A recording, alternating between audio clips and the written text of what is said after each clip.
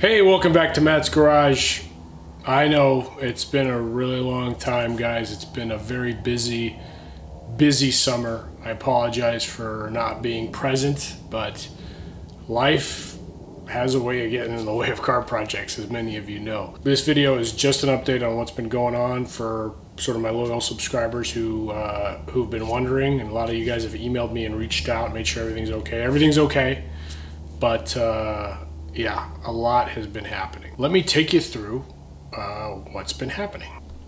The Bronco has become a storage compartment. Basically, the last thing I did was I tacked in this here, but I tacked it in too low, so I need to just lift this up a tiny fraction of a bit so it sits with the end cap. But just that in itself was the last thing I did, and I did that after. No, and then after that's when I realized the door and the tailgate were boogered. I've got those. I got the tailgate down there, and the doors are in the bed there, and I will be doing an unboxing of that. So that's really the only Bronco update. If all you care about is Broncos and you're only a Bronco guy, you can tune out now. The rest is like human stuff. The Jeep. It has this issue where it bucks in first and second and reverse. I have done everything on this Jeep except one. So I've done the clutch, flywheel, flex plate, sorry, clutch, flywheel, throwout bearing, timing chain, water pump, ignition, coil, distributor, plugs, wires, all the sensors, TPS, map, you name it, all the sensors, O2, everything. I saw that the rear pinion was jumping, so I went ahead and checked the pinion. The pinion bearing was bad, so I did a re-ring. I took the gears, did the ring and pinion bearings, put in a traction device, redid all the U-joints, and it still does it. All the motor mounts and tranny mounts are done, still bucks. So I've got a fuel pump on order for that. That is the last thing I'm going to try to do, and then I'm probably just going to give up on that. Moving on, the Scout. Got a fuel smell in it. It's not super strong, but I hate when there's a fuel smell. And also, I drove it pretty far the other day to work because it was my only remaining working vehicle. And then the U-joints started acting up. So now that thing is parked and needs U-joints. Prior to that, I drove the Chevy down to Olympia to the Attorney General's office. Luckily, I wasn't being summoned there. But on the way back, I lost all gears, forward and reverse. So that got towed here. Cost me $250 from Olympia. And yeah, I'm going to sell that. So there's a Craigslist ad, and I'm basically giving it away for $1,500. But since I didn't have a vehicle, I went ahead and bought myself a new Silverado. So I needed a reliable vehicle. Time to stop acting like a kid and actually own a vehicle that is respectable and able to get me reliably to work it back. So these things are steel right now because the 2019s are coming out. That's the whole vehicle situation right now. Just picking my gas can here. I'll take you out to the yard here. The yard is a unmitigated disaster. There's weeds everywhere. It's uneven, and yeah, I've got a fort of rounds over there from cutting down some of the fir trees that I need to split. Took down the rosebush archway that was over here. There's a reason I'm walking you around my yard. I'm not just taking you on a stroll here.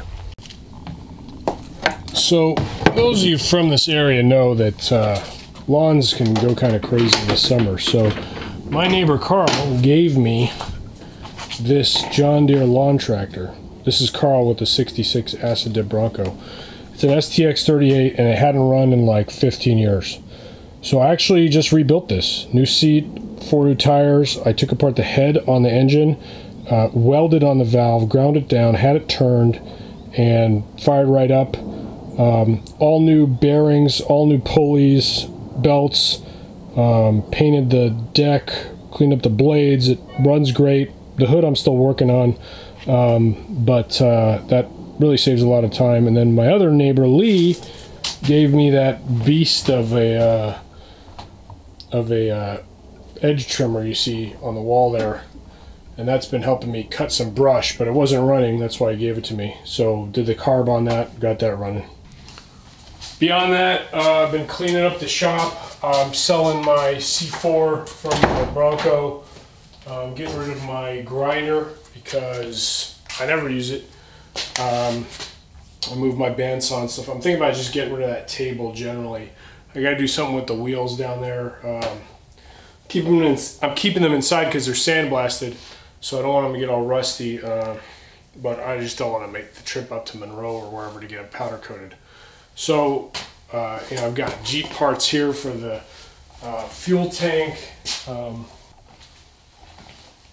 Besides that, I've been cleaning up the shop. I got my C4 here and my original Bronco oil pan for sale on Craigslist. Somebody's supposed to pick that up tomorrow.